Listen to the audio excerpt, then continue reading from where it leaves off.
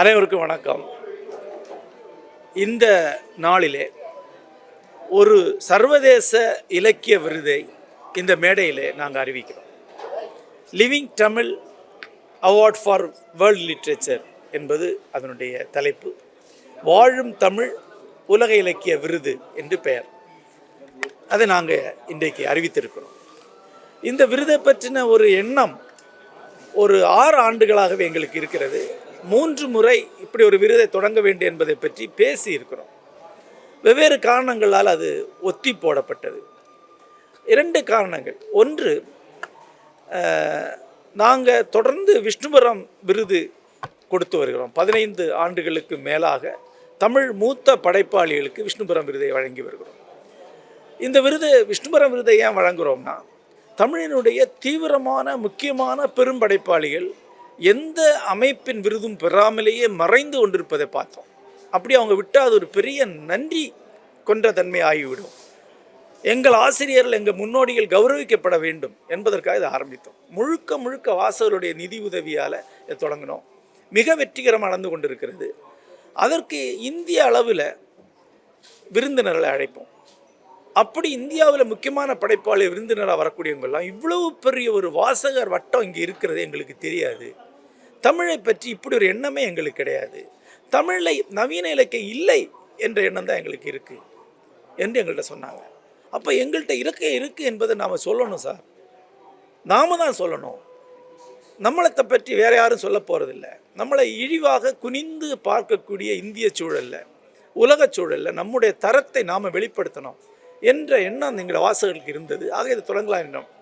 ஆனால் வழக்கம் போல் இந்த மாதிரி ஒரு முயற்சி வரும்போது நிதி என்பது ஒரு பெரிய சிக்கல். தேசிய அளவில் கொண்டு போகணும், உலக அளவில் கொண்டு போகணும், அதுக்கு பெரிய நிதி சிக்கல் இருக்குது. ஆகவே அதை ஒத்தி போட்டுகிட்டே இருந்தோம். இன்னொன்று, கோவிட் காலத்துக்கு பிறகு தமிழ் எழுத்தாளர்களுக்கு தனிப்பட்ட முறையில் மருத்துவ நிதி போன்றவற்றை செய்ய வேண்டிய பொறுப்பு எங்களுக்கு வந்தது. ஒரு ஆண்டுக்கு ஏறத்தாழ 30 லட்சம் ரூபாய் வரைக்கும் இந்த நிதி உதவிகள் நாங்கள் பண்ணுறோம். எல்லாம் நன்கொடை வழியாக தான். அந்த பொறுப்பு வந்த பிறகு இதை மறுபடியும் ஒத்தி போட்டோம். இது நடக்குமா எங்கள் எண்ணம் இருந்தது. அப்போ தான் இப்போது வைரமுத்து அவர்களுக்கு இந்த ஞானபீட விருது வழங்கப்படுவது செய்தியாகியது. இதை ஒட்டி பெரும் கொந்தளிப்பு நம்முடைய வாசகர் வட்டத்தில் உருவாகியது. குறிப்பாக பெண்கள் இது அவங்களுக்கு எதிரான ஒரு தனிப்பட்ட அவமானமாகவே எடுத்துக்கொண்டால், இந்தியாவில் அல்ல, தமிழ் பேசும் 7 நாடுகளிலிருந்து தொடர்ச்சியாக மின்னஞ்சல்கள், நிதியுதவி செய்கிறோம் தொடங்குங்க என்று. அது ஒரு தருணம். ஆகவே இந்த விருது தொடங்கணும். இப்போது உலகம் முழுக்க இருந்து தமிழர்கள் இந்த மாதிரியான விருதுக்கு நிதி உதவி செய்ய தயாராக இருக்கிறார்கள். ஆகவே இதை தயக்கமின்றி தொடங்க நாங்கள் முடிவெடுத்தோம். இதுக்கு ஒரு காரணம் இருக்குது. தமிழ்நாட்டில் இலக்கியம் படிக்கிறவங்க ரொம்ப குறைவு. 5% பேராது ஏதாவது இலக்கியத்தை படிக்கிறவங்க இருக்க மாட்டாங்க. ஆனால் எல்லாரும் கருத்து சொல்லுவாங்க, அது வேறு விஷயம்.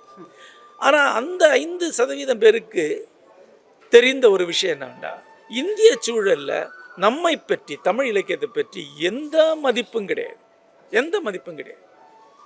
வைரமுத்துவுக்கு விருது கொடுத்ததை பற்றி விருது கமிட்டியில் என்ன சொன்னாங்க என்றது உள்ளே இருந்த ஒரு மலையாள எழுத்தாளர்கிட்ட என்ன சொன்னார் என்றால், ஆமாம், இவர் ரொம்ப மோசமான கவிஞர் தான், ஆனால் இவரை விட மோசமான கவிதை தான் தமிழில் எழுதப்படுகிறது என்பது தான்.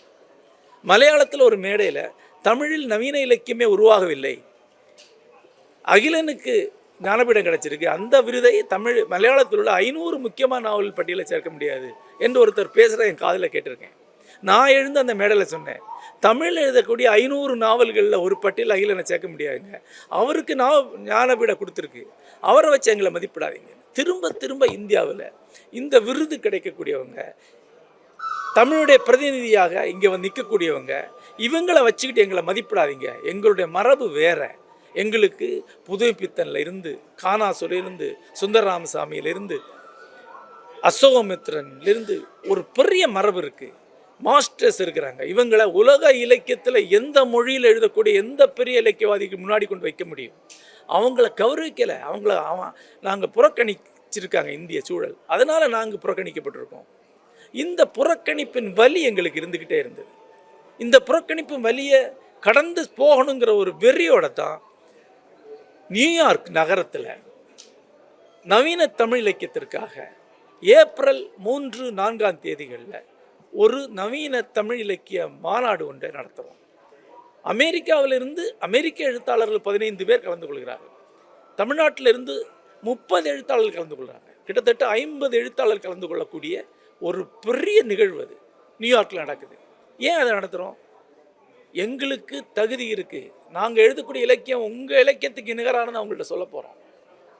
இது கிட்டத்தட்ட 2 ஆண்டுகளாக திட்டமிட்டு இப்போ தான் நடத்த போகுது. நடக்கவிருக்க நேரத்தில் நாங்கள் ஒரு இலக்கியவாதியாகிய கருதாத வெறும் அப்பட்டமான பிரச்சாரகர், அரசியல் சூழ்ச்சியாளர், ஒரு சினிமா பாடலாசிரியர் என்பதற்கு மேலே எந்த அடையாளம் இல்லாத ஒருவரை தமிழின் தலை சிறந்த விருதுக்கு ஒருவர் அடையாளப்படுத்துகிறார் என்றால் அது எங்களுக்கு அவமானம். இப்போ கடந்த காலங்களிலும் ஞானபீட விருதுகள் இப்படியான கான்ட்ரோவர்சிஸ்க்கு உள்ளாயிருக்கு. ஆனால் வைரமுத்து அவர்கள் மீது மட்டும் இப்படியான குற்றச்சாட்டு வைரமுத்து அவர்களுக்கு மீது மட்டும் அல்ல. முதல் விஷயம் நீங்கள் ஒன்று புரிந்து கொள்ள வேண்டும். ஞானபீட விருது இந்திய அளவில் கொடுக்கப்பட்ட போது இதுவரைக்கும் ஒரு 8-9 விருதுகள் மேலே சந்தேகங்கள் கிளப்பப்பட்டிருக்கு, அதாவது சரியாக இல்லை என்று. ஆனால் மோசடி என்று சொல்லத்தக்க ஒரு விருது ஒருவேளை வைரமுத்து கொடுக்கப்பட்டதாக தான் இருக்கும். இதுக்கு முன்னாடி அகிலன் கொடுக்கப்பட்டிருக்கு. இந்த விருது எப்படி கொடுக்கப்படுறதுன்னு தெரிந்தால் உங்களுக்கு இதனுடைய ப்ராசஸ் புரியும். அதாவது கல்லூரி பேராசிரியர்கள், பத்திரிகையாளர்கள், வெவ்வேறு கல்வி அமைப்போடு சம்பந்தப்பட்டவர்கள், மத்திய மாநில அரசின் கலாச்சார அமைப்புகள் ஆகியவற்றின் பரிந்துரையின் பேரில் தான் முதல்ல அது கருத்தில் கொள்ளப்படும். அப்போ கல்லூரி பேராசிரியர்களை ஒருவர் கவர முடியும் என்றால் இந்த விருதுக்கு அவர் உள்ள போக முடியும். கல்லூரி பேராசிரியர் எத்தனை பேர் புக்கு படிக்கிறாங்க யோசித்து பாருங்க. உங்களுக்கு தெரிஞ்ச கல்லூரி பேராசிரியரில் புக்கு படிக்கிற யாராக இருக்காங்களா? ஆனால் அத்தனை பேரும் பரிந்துரைக்க முடியும். ஒருவர் கல்லூரி பேராசிரியர்களை அத்தனை பேரையும் பார்த்து தன்னை பரிந்துரைக்கும்படி முயற்சி பண்ணால் பரிந்துரைக்க வைக்க முடியும். 2, அரசியல் கட்சியோட நெருக்கமாக இருந்தால் தான் பல்கலைக்கழகங்கள் உங்களை பரிந்துரைக்கும். அரசியல் கட்சிகளோட எல்லா வகையான நீக்கு போக்குகளோடு இருந்தால் தான் உங்களை அரசியல் கட்சிகளால் வழிநடத்தப்படக்கூடிய அரசாங்கங்களுடைய கலாச்சாரத்துறை பரிந்துரைக்கும். அப்போ தான் நீங்கள் பரிந்துரைக்க அங்கே போக முடியும். அப்போது தொடர்ந்து இதுக்காக நீங்கள் வேலை பார்க்கணும். கல்லூரிகளில் போய் அவங்கள பேச வைக்கணும். உங்களை பற்றின PhD தீசிஸ்களை உருவாக்கணும். உங்களை பற்றி ஆய்வு கட்டுரை நீங்கள் எழுதி வெளியிடணும். அப்படி நீங்கள் அதுக்குள்ளே போகிறீங்க. இப்போ வைரமுத்து போன்ற ஒருவர் அங்கே போகும்போது என்ன நடக்குதுன்னா அதில் அவர் அந்த வேலை அவர் எவ்வளோ செஞ்சுருக்காருன்னு உங்களுக்கு பாருங்கள். அவர் திமுகவுக்கு வேண்டியவர், கருணாநிதியுடைய மாணவர் மகன் என்று சொல்லிக்கிறார். ஆனால் மோடி கவிதைகளை மொழிபெயர்ப்பார், வாஜ்பாய் கவிதைகளை மொழிபெயர்ப்பார், தருண் விஜயை கூட்டு 40 லட்சம் 50 லட்ச ரூபா செலவில் சொந்த செலவில் மாநாடு வைப்பார். இப்படி தான் அங்கே போக முடியும். இதெல்லாம் தெரியாத ஒரு அப்பாவி தமிழ்நாட்டில் இருக்குமா? நம்மளாம் தமிழர் தானே, இதெல்லாம் எப்படி நடக்குன்னு நமக்கு தெரியாதா? இதெல்லாம் இல்லை, அப்படிலாம் இல்லை, அவரை படித்து உணர்ச்சி வசப்பட்டு கொடுத்தாங்க அப்படின்னு நம்பக்கூடிய அப்பாவிகள் யாருமே இருக்க மாட்டாங்க. அப்போ இந்த மாதிரி ஒரு அவார்டு கொடுக்கப்படும் போது நாங்கள் அதை சொல்லணும் இல்லையா? இது இல்லை, நாங்கள் வேற இது நாங்கள் எங்களுக்காக சொல்லலை, தமிழ் பண்பாட்டுக்காக சொல்கிறோம், தமிழ் வரலாற்றுக்காக சொல்கிறோம். எல்லாத்துக்கும் மேலே இப்படி ஒரு விருது ஒருத்தர் கொடுக்கப்பட்டிருக்கு. தமிழ்நாட்டில் எனக்கு தெரிந்து எழுத்தாளர்கள் என்று சொல்லப்படக்கூடிய ஒரு 5-6 பேர் தவிர எல்லாருமே கண்டிச்சிருக்காங்க. 1-2 பேர் அல்ல, 200 எழுத்தாளர் கையெழுத்து போட்டு ஒரு கண்டன கடிதத்தை திருப்பி வாங்கிக்கணும், திரும்ப பெறணும்னு போயிருக்கு.